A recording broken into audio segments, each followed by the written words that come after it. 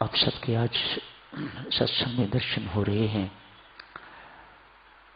बहुत अच्छा लग रहा है। एक दफा तो आस टूट गई थी, नहीं पहुंच पाऊंगा, किसी हालत में नहीं पहुंच पाऊंगा। कम से कम सत्संग के समय तक तो नहीं उम्मीद थी। परमेश्वर जहां ऐसी कृपा करता है वहां ये कृपा भी करे। ये वर्षा का जल थमना चाहिए। बच्चे बच्चे के मुख से यही निकल रहा है, देवियों सज्जनों, यहां बैठ के हमें कुछ पता नहीं चलता। आंखों से देखो तो पता लगता है कि क्या कुछ हो रहा है। 2-3 फोन गाड़ी में, कार में बैठे हुए ही आए स्वामी जी को, स्वामी जी अब मकान भी गिर गया है, यमुना जी के उस पार कुछ इस पार उसका मकान भी गिर गया है। उनको पता होगा किसकी बात कर रहे हैं, क्या है। पशु बहते हुए, गाय बहती हुई तो वहां आम दिखाई दी हैं। कैसी नाजुक स्थिति है।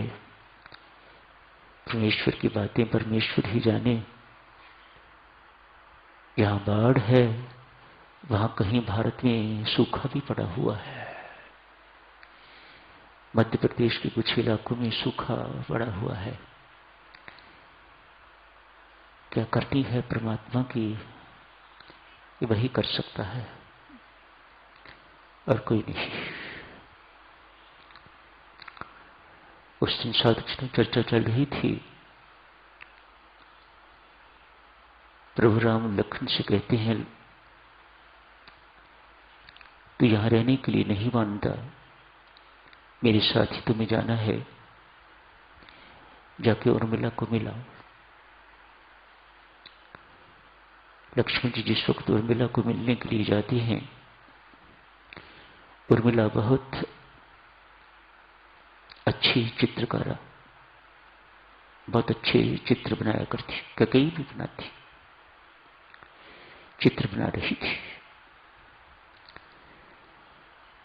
दासी कटोरियां रंग की पकड़ के रखती, उर्मिला के हाथ में ब्रश होता, चित्र बनाती।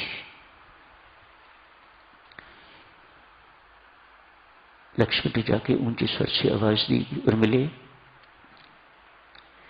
ऐसे राम सीते कहते, ऐसे लक्ष्मण जी महाराज उर्मिले ऊंचे स्वर से आवाज दी तो हड़बड़ा के ब्रश हाथ से छूट गया। हाथ से छूटा तो चित्र खराब हो गया। उर्मिला बहुत उदास है, आंखों में आंसू। लक्ष्मण ने मन ही मन सोचा, मैंने अभी इससे कुछ कहा तो है नहीं, ये उदास क्यों है, रोने क्यों लग गई है, क्या बात है उर्मिला, क्यों रो रही है। कहा चित्र खराब हो गया। ऐसा कौन सा चित्र तू बना रही है जिसके बिगड़ने से तू रोने लग गई। कहा राम राज्याभिषेक का चित्र बना रही थी। राम राज्याभिषेक के वक्त कैसे लगेंगे, जानकी दीदी कैसे लगेगी, कल्पना करके चित्र बना रही थी। सोचा चित्र बना के पिताश्री को भेजूंगी। ऐसा लगता है तब वीडियो फिल्म इत्यादि या फोटोग्राफी इत्यादि का सिलसिला शायद न होता होगा। जो उर्मिला के मन में इस प्रकार की बात आई कि चित्र बना के पिताश्री को भेजूंगी, देख के प्रसन्न होंगे, कैसे लग रहे हैं पुत्री और जमाई। चित्र बिगड़ गया है, इसलिए रो रही है। लक्ष्मण ने तत्काल कहा, उर्मिले चित्र सही बिगड़ा है, सही समय पर बिगड़ा है, सब कुछ ही बिगड़ गया। राम का राज्याभिषेक नहीं, 14 वर्ष के लिए जंगल जा रही, मां सीता भी जा रही है, मुझे उनकी सेवा करने का अवसर मिल रहा है, मैं भी जा रहा हूं। मैं तुझे मिलने के लिए आया हूं। अब चित्र बनाना हो तो जंगल जाने का चित्र बनाओ। पीछे से सब संभालना, ध्यान रखना, ये उदास ना हो, वो उदास ना हो, उनकी सेवा करना, ये करना, वो करना। लक्ष्मण सब कर्तव्य उर्मिला को समझा रहे हैं।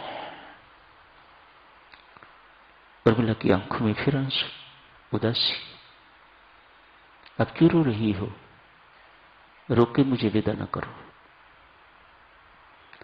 तेरे पास तो यहां परिवार है, मेरे पास ऐसे क्षण भी होंगे जब मैं अकेला ही हूंगा। जंगल जाना होगा, जल लाना होगा, इत्यादि इत्यादि। मुझे उस वक्त की तेरी याद ना आए। ये आंसू बहा के मुझे विदाई ना दे उर्मिले। लक्ष्मण की पत्नी होके तेरी आंखों में आंसू। शब्द देखो रामायण जी के।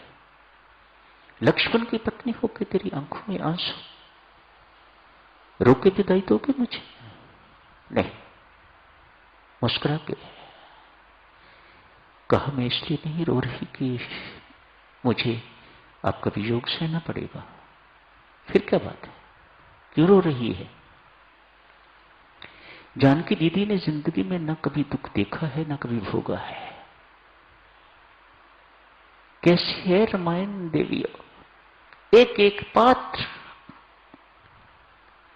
कैसी है। ये ग्रंथ है तो ये हमारी संस्कृति है। इसे ग्रंथ कहना बहुत छोटी बात है। ये ग्रंथ नहीं है, हमारी संस्कृति है, भारतीय संस्कृति, हिंदू संस्कृति जिसे कहा जाता है। जानकी दीदी ने न कभी दुख देखा है ना भोगा है। लक्ष्मण हाथ जोड़ के पांव पकड़ के इतनी ही विनती करती हूं, मेरी दीदी को संभालना।